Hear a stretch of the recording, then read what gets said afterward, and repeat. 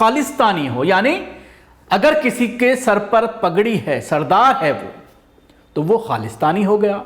अगर किसी के पास दाढ़ी टोपी है तो वो आतंकवादी हो गया। यानी धर्म के आधार पर यह भारतीय जनता पार्टी पूरे देश में नफरत फैला रहे हैं। यह मामला पश्चिमी बंगाल का है। इस वीडियो को ममता बनर्जी ने ट्वीट किया है और उन्होंने ट्वीट करने के बाद यह लिखा है, आज भाजपा की विभाजनकारी राजनीति ने संवैधानिक सीमाओं को बेशर्मी से लांघ दिया है। बीजेपी फॉर इंडिया के अनुसार पगड़ी पहनने वाला हर व्यक्ति खालिस्तानी है।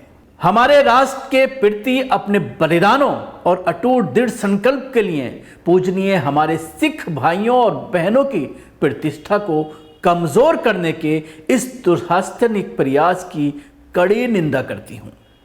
हम बंगाल के सामाजिक सौहार्द की रक्षा के लिए दृढ़ हैं और इसे बाधित करने के किसी भी प्रयास को रोकने के लिए सख्त कानूनी कदम उठाएंगे। सख्त अल्फाज में ममता बनर्जी ने न सिर्फ चेतावनी दी है, बल्कि उनका यह कहना है कि इस मामले में मजहबी भावना भड़काने का मामला और एक सरकारी अधिकारी को उसके काम में बाधा डालने का मामला, इन तमाम लोगों के खिलाफ एफआईआर दर्ज करने के निर्देश ममता बनर्जी के जरिए दे दिए गए हैं, जिन्होंने एक सिख अधिकारी की पगड़ी के देख करके उनको खालिस्तानी कहा, जिस पर आपने सुना किस तरह से अधिकारी जो है वो बिफर गए। और जाहिर सी बात है, धर्म के आधार पर अगर आप किसी को उल्टा सीधा बोलेंगे, उसके धर्म के आधार पर उसको आप खालिस्तानी और आतंकी बोलेंगे, और वो भी एक ऐसे पुलिसकर्मी को जो संविधान का पालन कर रहा है, जो हालात को कंट्रोल में करने की कोशिश कर रहा है, कानून का पालन कर रहा है। जाहिर सी बात है, पुलिसकर्मियों का यह फर्ज होता है कि अगर कहीं पर कोई हंगामा हो रहा है तो उसको किस तरह से हैंडल करना है, किस तरह से शांत करना है, कानून व्यवस्था किस तरह से बनाए रखना है। तो जाहिर सी बात है, ये पुलिस अधिकारी अपना ड्यूटी, अपना फर्ज निभा रहा है। लेकिन जिस तरह से भारतीय जनता पार्टी के ये लोग उसके काम में न सिर्फ बाधा डाल रहे हैं और उसके ऊपर धार्मिक धर्म के आधार पर उसको खालिस्तानी आतंकवादी कह रहे हैं, जाहिर सी बात है ये एक बड़ा गंभीर विषय है।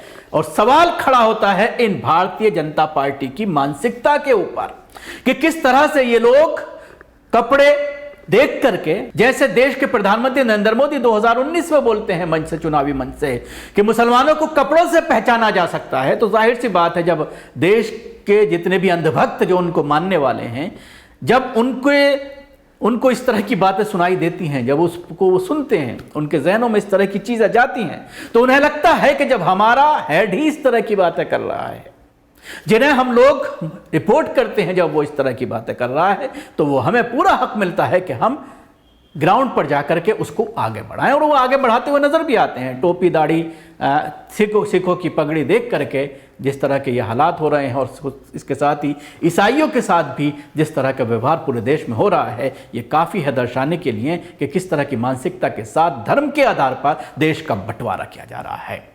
पश्चिमी बंगाल के उत्तर 24 परगना जिले के संदेश खाली इन दिनों जो है पूरी तरह से एक मैदान जंग बना हुआ है। यहां पर भारतीय जनता पार्टी के नेता लोगों से जाकर के मिलकर के बात करना चाहते हैं। ये वही जगह है जहां पर ईडी ने जब रेड की थी, शाहजहां जो टीएमसी के नेता हैं, उनके घर पर जब रेड करने की कोशिश की थी तो उन पर हमला किया गया था। उसके बाद से वो फरार चल रहे हैं, और उसके बाद भारतीय जनता पार्टी इस बात को लगातार मीडिया तक पहुंचा रही है कि वहां की आवाम का ये कहना है कि शाहजहां ने जमीनों पर कब्जा किया हुआ है, लोगों को प्रताड़ित करता था, इसलिए हम जो पीड़ित लोग हैं उनसे मिलना चाहते हैं। मामला सुप्रीम कोर्ट पहुंचा, सुप्रीम कोर्ट से हाई कोर्ट गया, हाई कोर्ट ने कुछ नेताओं को इलाके का दौरा करने की इजाजत दी। आज ये लोग वहां पर जाना चाहते थे, पुलिस ने उनको रोका, और उसके बाद 2 लोगों को, जिसमें एक बड़े अधिकारी जो है वो इसमें शामिल हैं। ये तमाम लोग सुवेंद्र अधिकारी जो भारतीय जनता पार्टी के नेता हैं,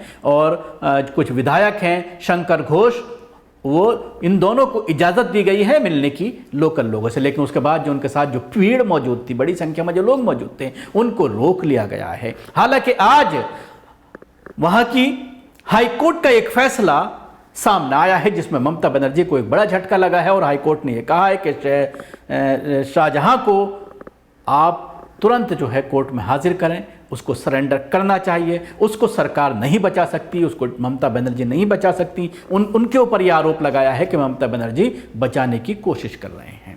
तो मैं आपको बताना चाहूंगा कि इससे पहले सुबह में पुलिस ने सुवेंद्र व अन्य भाजपा नेताओं को संवेदन खाली जाने से यह कहकर रोक दिया था कि इसमें धारा 144 लागू है। इसके बाद हाईकोर्ट के मुख्य न्यायाधीश की खंडपीठ ने ममता सरकार को झटका देते हुए बिना किसी पार्टी वर्कर के सुवेंद्र और शंकर घोष को संदेश खाली जाने की अनुमति दे दी।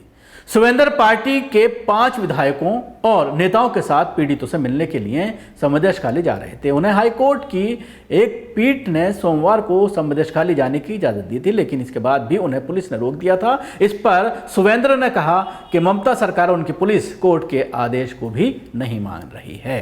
तो आप देख सकते हैं कि यहां भारतीय जनता पार्टी को जुल्म दिखाई दे रहा है, लेकिन मणिपुर कितने महीने जलता रहा और आज भी हालात वहाँ पर ठीक नहीं हैं। वहाँ पर राष्ट्रपति शासन लगाने की बात नहीं की जाती, लेकिन पश्चिम बंगाल में लगातार ये मांग की जाती रही है कि यहाँ पर राष्ट्रपति शासन लगा दिया जाए।